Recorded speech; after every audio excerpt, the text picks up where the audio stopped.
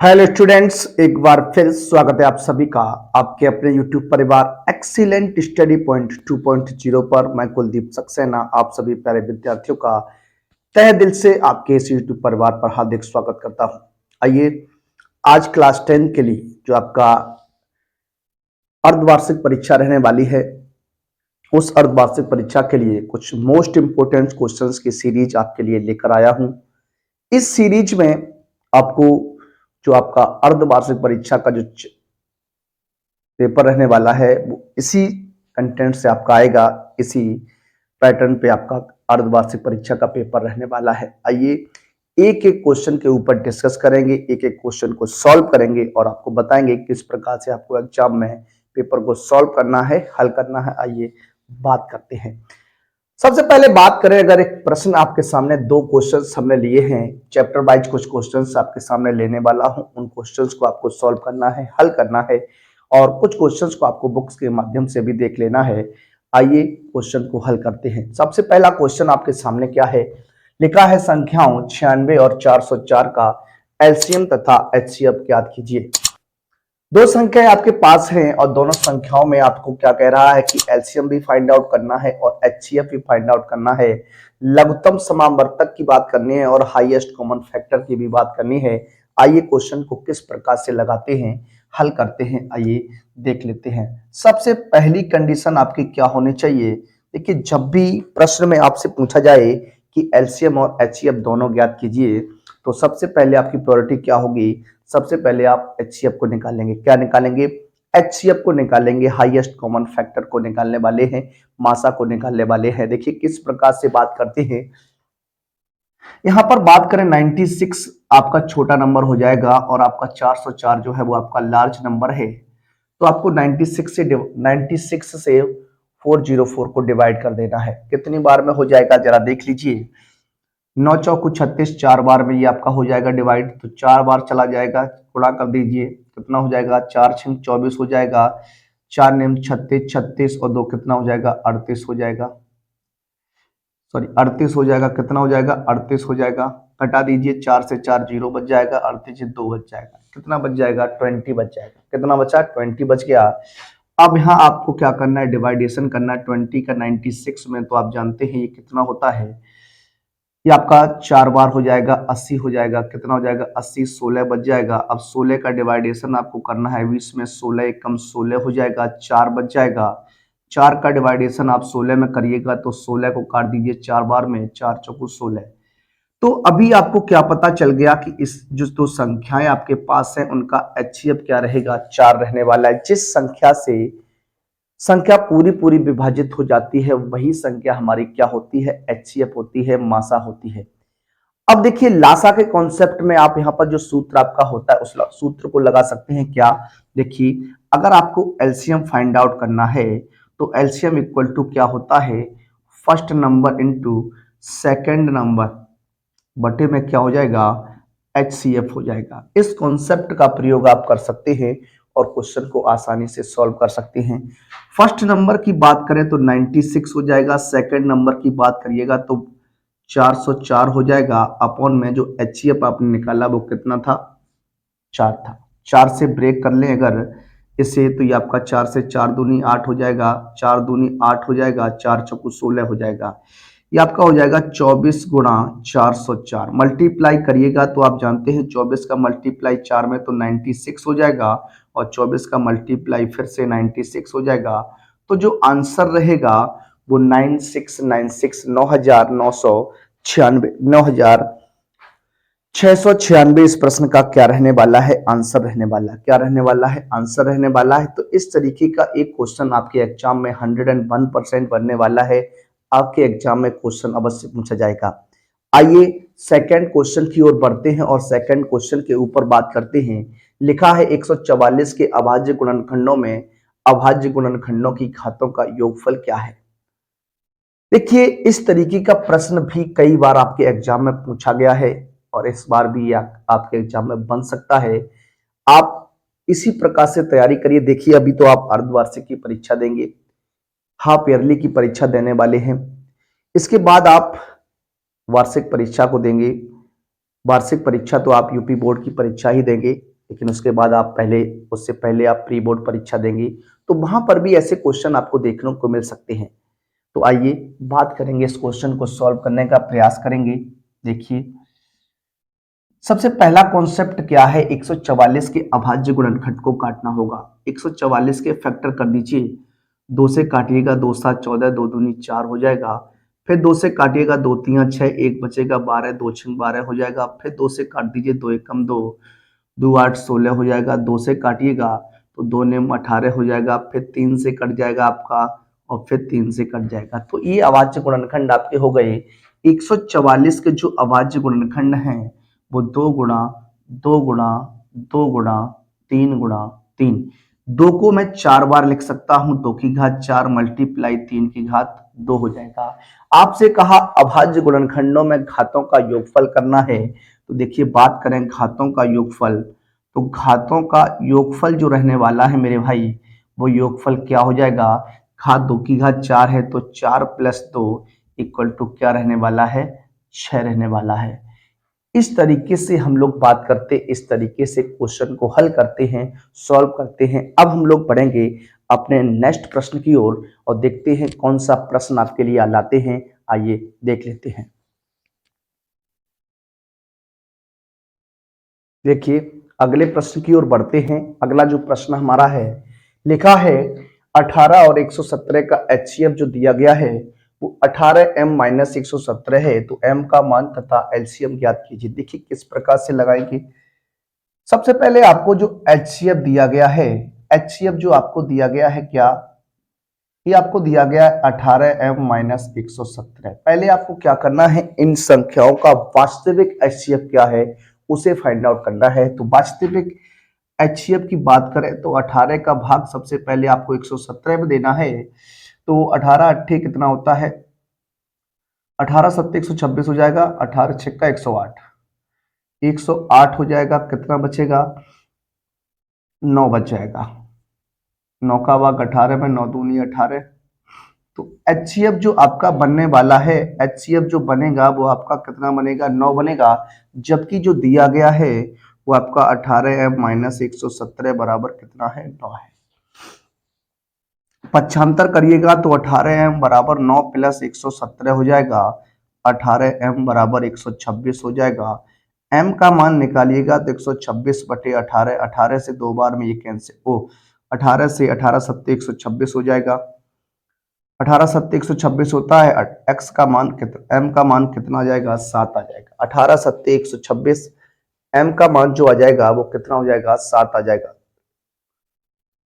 अब उसने कहा कि हमें एलसीएम भी ज्ञात करना है। तो आप जानते हैं एलसीएम की कंडीशन में अभी मैंने आपको बताया, first number into second number बटे में क्या होता है, एचसीएफ होता है। ये कंडीशन लगाइए तो फर्स्ट नंबर 18 हो जाएगा, सेकंड नंबर 117 हो जाएगा। एचसीएफ आपने 9 निकाला, 9 से 2 बार में ब्रेक कर दीजिए। 234 जो रहेगा वो इसका एलसीएम रहने वाला है। कितना रहने वाला है, 234 जो रहेगा वो इसका एलसीएम हो जाएगा। नेक्स्ट प्रश्न की ओर बढ़ते हैं और बहुत ही इंपॉर्टेंट क्वेश्चन ये आपके एग्जाम में इस बार बनने वाला है। और ये मैं कहता हूं ये आपका यूपी बोर्ड एग्जाम 2025 की परीक्षा में भी ये क्वेश्चन आपका आएगा गारंटी के साथ। ये क्वेश्चन जो है वो आपकी 2025 की परीक्षा में आने वाला है। नया नया किताबों में इंक्लूड हुआ है, तो नए पैटर्न को जब भी कुछ इंक्लूड किया जाता है तो उस क्वेश्चन की प्रायोरिटी जो होती है वो सबसे अधिक होती है कि ये क्वेश्चन आपके एग्जाम में पूछा जा सकता है। तो आइए इस क्वेश्चन को लगाते हैं और सॉल्व करते हैं। सबसे पहले जो रेशियो आपको दिया गया है उन रेशियो से क्या करते हैं, हम संख्याएं मान लेते हैं। क्या, अगर बात करें संख्याओं की तो संख्याएं जो हो जाएंगी 2x एंड कितनी हो जाएंगी, 3x हो जाएंगी। दो संख्याएं हैं 2x और 3x है। अगर बात करें इनका मासा, तो मासा जो होगा इनका कॉमन पार्ट हो जाएगा क्या, x हो जाएगा। और एलसीएम की बात करिएगा तो देखिए एलसीएम की बात करेंगे तो कॉमन पार्ट जो है वो आपका एक बार आ जाएगा और मल्टीप्लाई में 2 गुणा कितना हो जाएगा, 3। तो ये आपका एलसीएम जो बनेगा कितना रहेगा, 6x रहने वाला है। अब चूंकि आपको गिवन दैट है, एलसीएम आपको दिया गया है कितना, 180।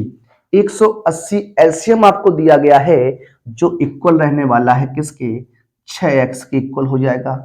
x का मान निकालेंगे तो हो जाएगा 180 बटे 6, 6 से ब्रेक कर दीजिए तो x का मान कितना आ जाएगा, 30 आ जाएगा। कितना आ जाएगा, 30 आ जाएगा। बात करें अगर संख्याओं की, बात करें अगर संख्याओं की, तो संख्याएं जो हो जाएंगी, तो संख्याएं जो आपकी बनने वाली हैं, क्या संख्याएं जो हो जाएंगी वो 30 दूनी 60 एंड कितनी हो जाएंगी, 90। 30 दूनी 60 और 90 हो जाएंगी। और बात अगर करें HCF की, तो HCF जो हो जाएगा वो आपका कितना हो जाएगा, 30 हो जाएगा। तो इस तरीके से प्रश्नों को हल करते हैं, सॉल्व करते हैं। आइए अगले प्रश्न की ओर बढ़ते हैं और लेते हैं अपना 5वां प्रश्न। देखिए अगले प्रश्न की ओर बढ़ेंगे। अगला जो प्रश्न हमारा है, प्रश्न नंबर रहेगा 5, 6 और 7 आपके सामने क्वेश्चन लिए हमने। क्वेश्चन है बहुपद 2x square plus 3x plus lambda का मान, लैम्डा का एक शून्य का 1/3 है, तो लैम्डा का मान आपको ज्ञात करना है। देखिए जब भी इस प्रकार का क्वेश्चन आप सॉल्व करते हैं तो सबसे पहले जो बहुपद आपको दिया जाता है उसे आप px बराबर लेट कर लीजिए। अब उसने क्या कहा, चूंकि चूंकि बहुपद px का एक शून्यक 1/3 है। अगर एक शून्यक 1/3 है तो ये इसे सेटिस्फाई कराएगा, यानी मैं कह सकता हूं कि p 1/3 का मान कितना हो जाएगा, 0 हो जाएगा। रख दीजिए तो हो जाएगा 2 मल्टीप्लाई 1/3 का वर्ग plus 3 multiply 1/3 plus lambda equal to 0। 3 से 3 कैंसिल करिएगा, 2 multiply 1/9 plus 1 plus lambda equal to 0। ये हो जाएगा कितना, 2/9 प्लस के 1/1 प्लस लैम्डा इक्वल टू 0। इसे सॉल्व करेंगे 9 तो ये हो जाएगा 2 प्लस 9 प्लस लैम्डा बराबर 0। हो जाएगा 11/9 प्लस लैम्डा इक्वल टू 0। पक्षांतर कर दीजिए तो लैम्डा बराबर माइनस के 11 बटे कितना हो जाएगा, 9 हो जाएगा। इस तरीके से ये प्रश्न हल होता है, सॉल्व होता है। आइए अगले प्रश्न की ओर बढ़ते हैं। लिखा है किसी संख्या का 1/3 21 है तो संख्या ज्ञात कीजिए। देखिए बहुत सिंपल सा क्वेश्चन है, बहुत ही सिंपल भाषा में ये क्वेश्चन आप लगा सकते हैं। क्या मान लेते हैं, माना संख्या जो है वो आपकी क्या है, x है। संख्या जो है वो क्या है, x है। अब अकॉर्डिंग टू द क्वेश्चन, प्रश्नानुसार क्या हो सकता है, कह रहा संख्या का 1/3 x इंटू 1/3 इक्वल टू क्या है, 21 है। तो ये x/3 इक्वल टू 21/1, x बराबर क्या हो जाएगा, 63 हो जाएगा। तो आंसर क्या बनने वाला है, 63 बनने वाला है। इस तरीके से क्वेश्चनों को हल करना था, सॉल्व करना था। अगला प्रश्न है, दो संख्याओं का योग 10 तथा अंतर 2 है, संख्याएं ज्ञात कीजिए। देखिए इसे आप दो चर वाले रैखिक समीकरण की सहायता से लगा सकते हैं। अगर बात करें संख्याओं की तो संख्याएं आप मान सकते हैं, एक संख्या x रहेगी एंड एक संख्या y रहेगी। एक बार कहा कि उनका योग तो x प्लस वाई बराबर 10, इक्वेशन 1। एक बार अंतर है तो x माइनस वाई बराबर 2। सॉल्व कर दीजिए इक्वेशन नंबर 2, y से y कैंसिल, 2x बराबर कितना हो जाएगा, 12, x equal to 12/2, 6 times cut जाएगा, x बराबर कितना आएगा, 6 आएगा। समीकरण 1 में मान रख दीजिए, समीकरण 1 में x का मान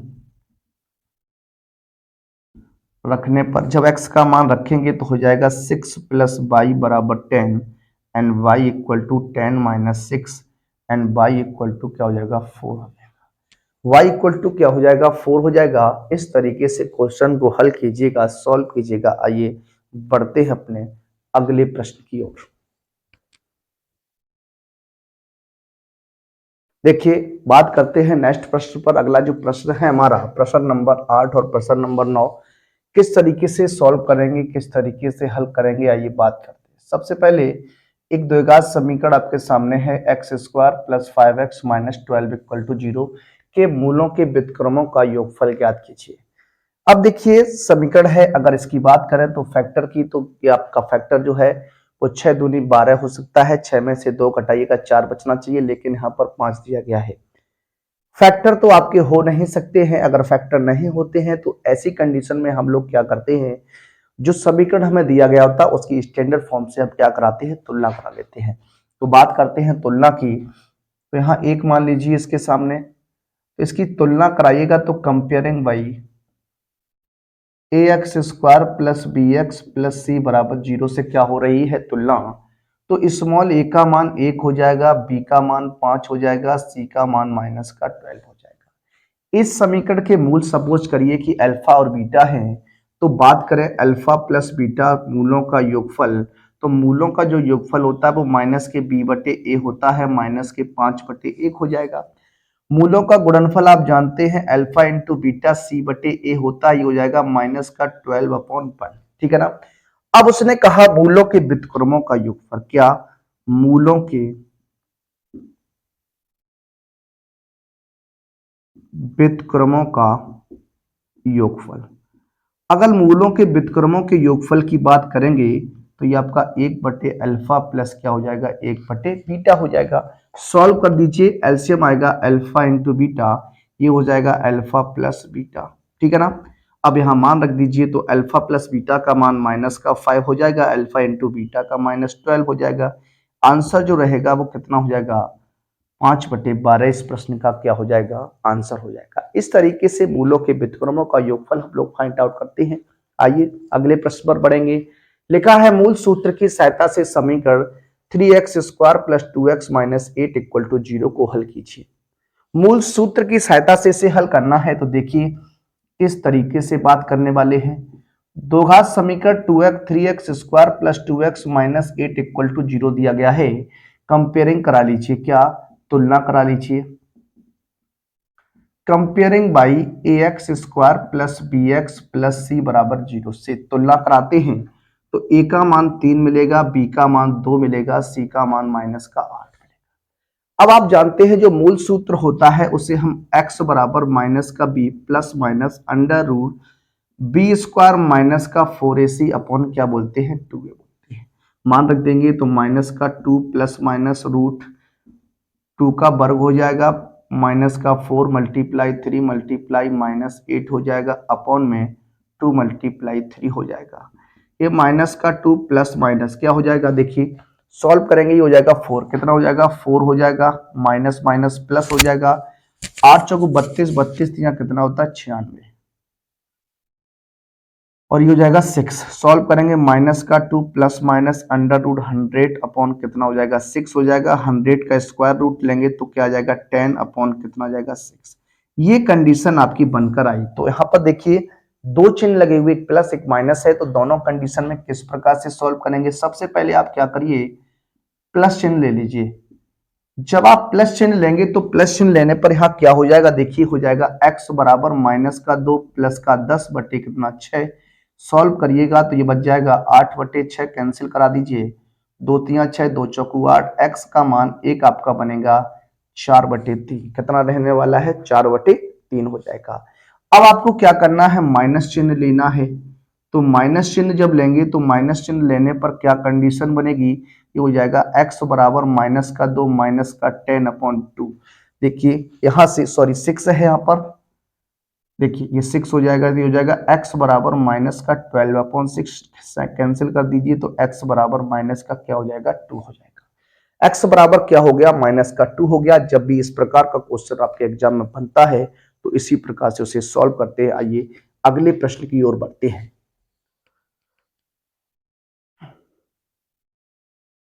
देखिए अगले प्रश्न की बात करेंगे। जो अगला प्रश्न हमारा है प्रश्न नंबर 10 और प्रश्न नंबर 11। दो क्रमागत संख्याओं के वर्गों का योग दो क्रमागत विषम संख्याओं के वर्गों का योग 290 है। संख्याएं ज्ञात करनी है। देखिए किस तरीके से इसे लगाएंगे, किस तरीके से इसे आप सॉल्व करने वाले हैं।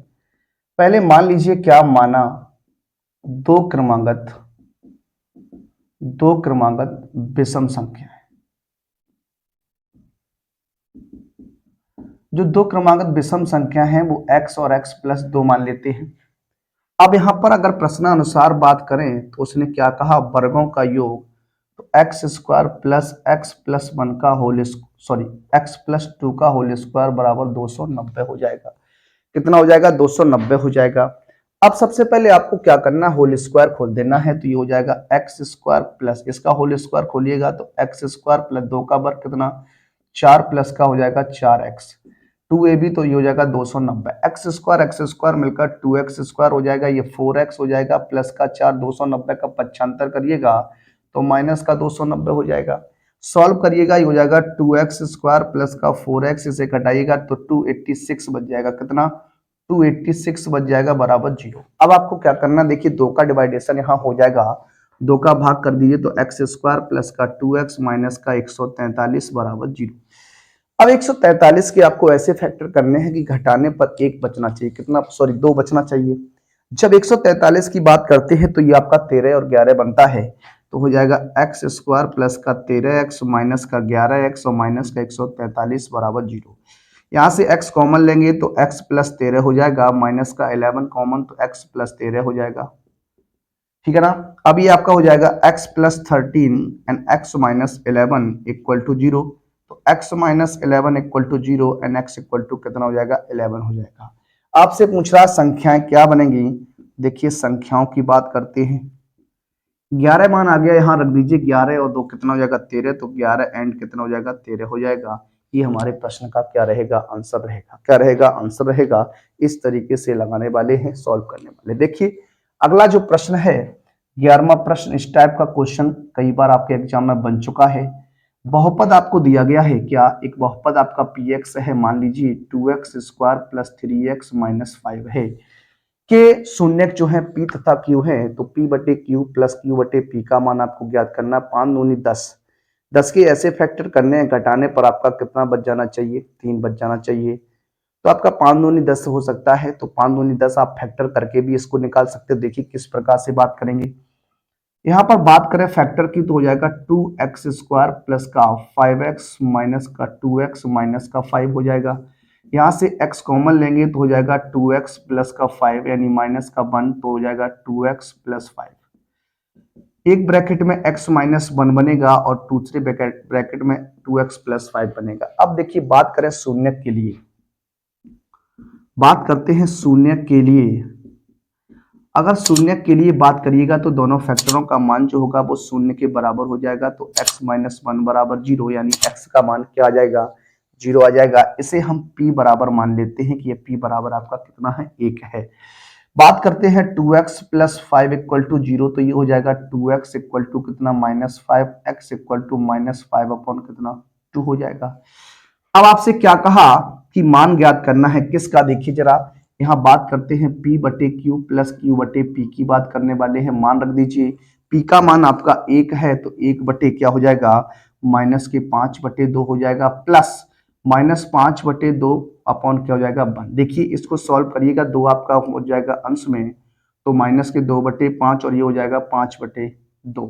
यहाँ सॉल्व करेंगे एलसीएम आ जाएगा कितना 10 आ जाएगा, 2 दूनी 4 हो जाएगा, माइनस 5 25 हो जाएगा। सॉल्व करेंगे तो हो जाएगा 29, कितना हो जाएगा 29, 29 अपॉन कितना बनने वाला है 10 बनने वाला है।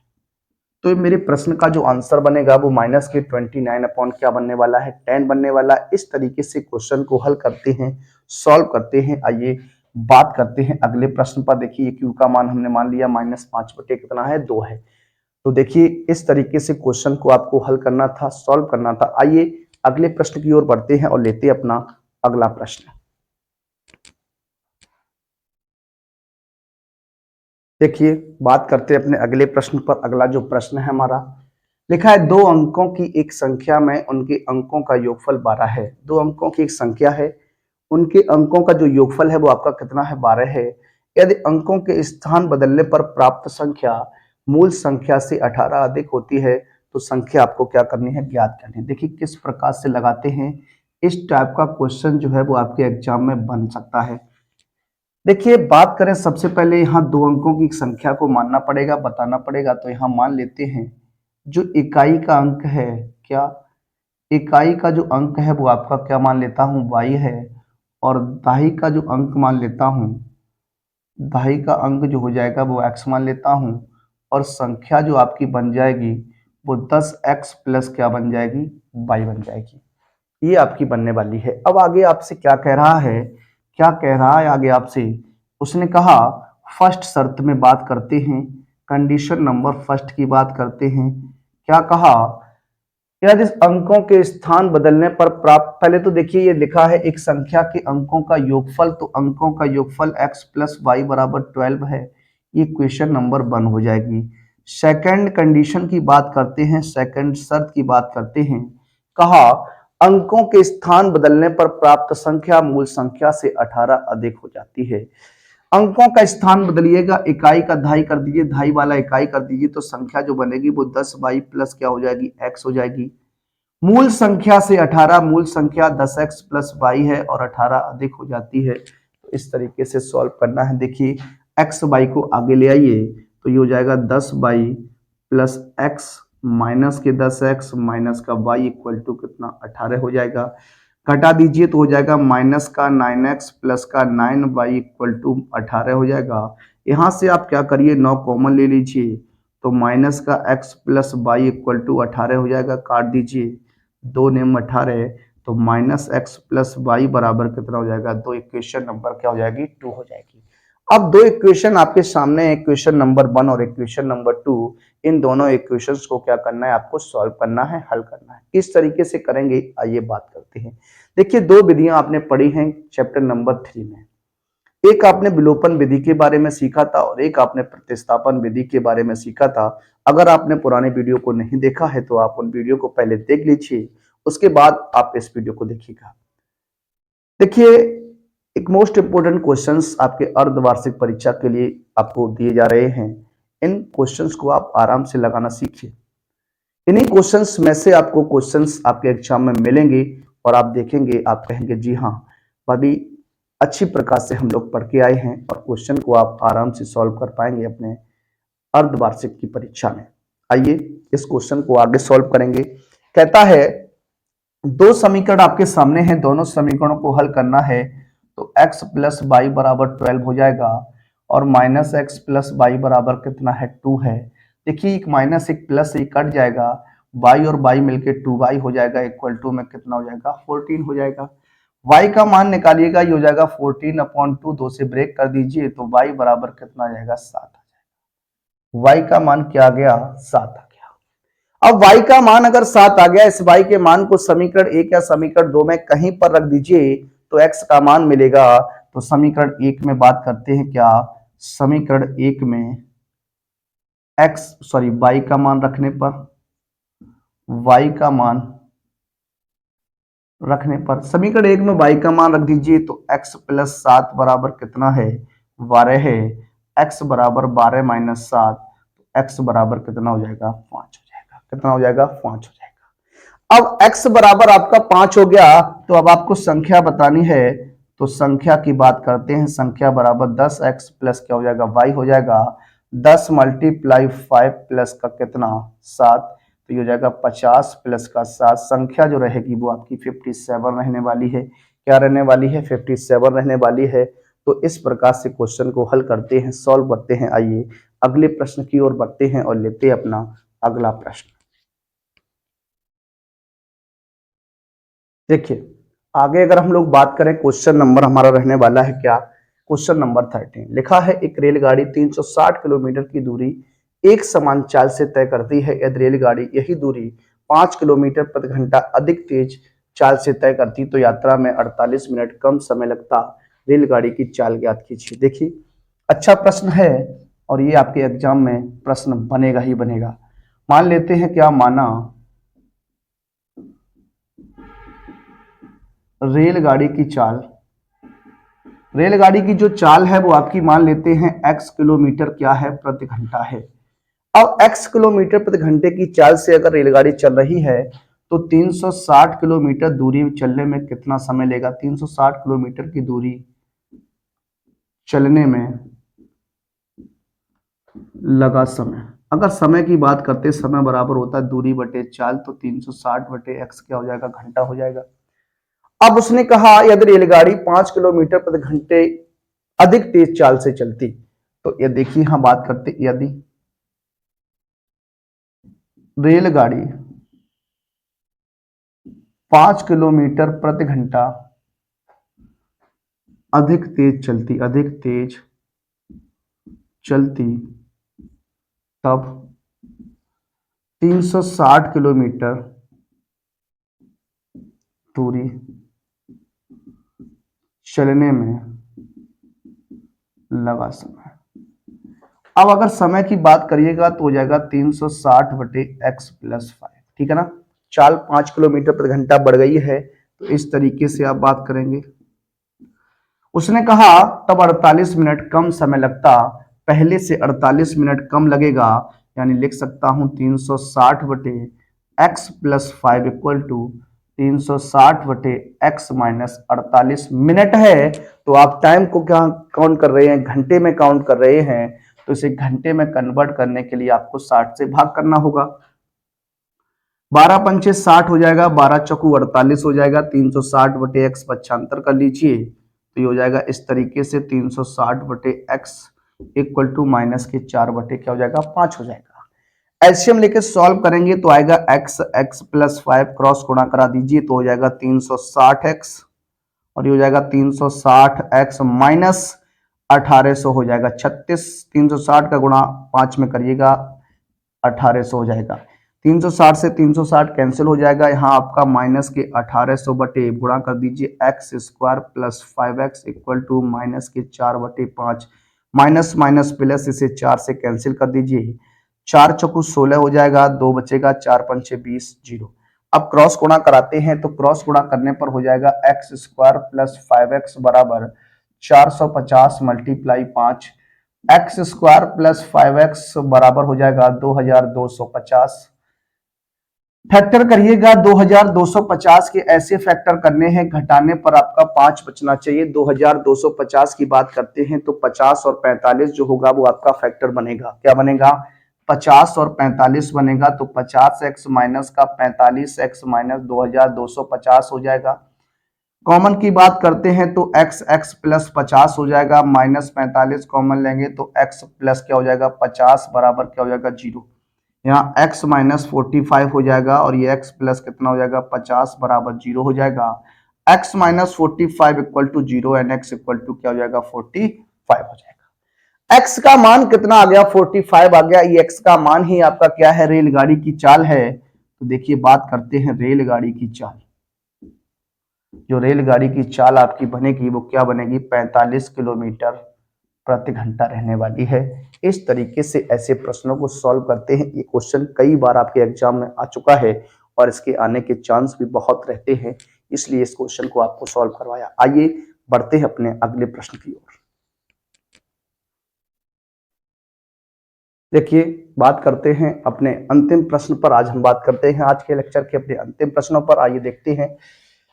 क्वेश्चन आपका ट्रिग्नोमेट्री से है और लिखा है √1 प्लस कॉस थीटा बटे 1 माइनस कॉस थीटा, और सिद्ध करना है आपको क्या cosec theta plus cot theta आपको सिद्ध करना। देखिए सबसे पहले आप क्या करेंगे, यहाँ पर परमीकरण कर दीजिए। क्या कर दीजिए परमीकरण कर दीजिए। जो हर है उसका परमीकरण आपको करना है, तो ये हो जाएगा क्या 1 प्लस कॉस थीटा बटे 1 प्लस कॉस थीटा, ठीक है ना।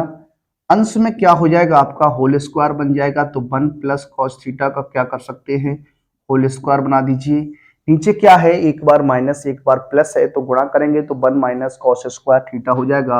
ये आपका 1 माइनस कॉस स्क्वायर थीटा कहलाएगा। ये हो जाएगा रूट, इसे मैं लिख सकता हूं 1 प्लस कॉस थीटा का होल स्क्वायर बटे ये आपका क्या हो जाएगा साइन स्क्वायर थीटा हो जाएगा। क्या हो जाएगा साइन स्क्वायर थीटा हो जाएगा।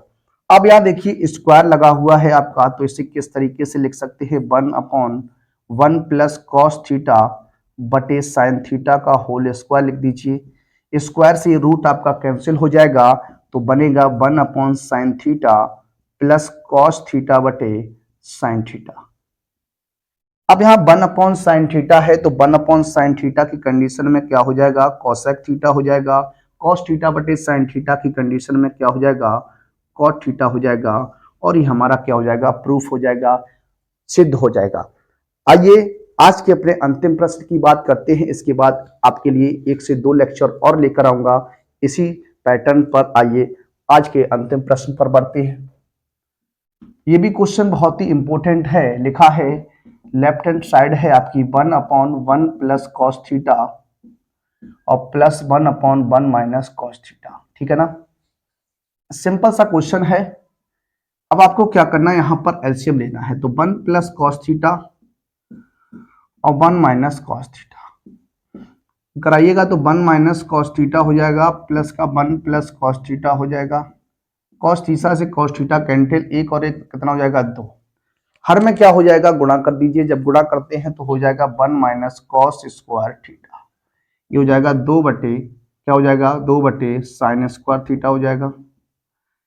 इसे लिख सकता हूं, देखिए 2 बटे साइन स्क्वायर थीटा है, इसे 2 मल्टीप्लाई 1 बटे साइन स्क्वायर थीटा। 1 बटे साइन क्या होता है, कॉसेक होता है, तो ये आपका हो जाएगा 2 कॉसेक स्क्वायर थीटा। इस तरीके से ये क्वेश्चन हल होते हैं। ये था आपका आज का पहला सेशन। इसी तरीके से आपके लिए 1 से 2 सेशन और लेकर आऊंगा। आपसे अवश्य मिलूंगा अगले वीडियो में। तब तक के लिए सभी विद्यार्थियों को जय हिंद, जय भारत, वंदे मातरम।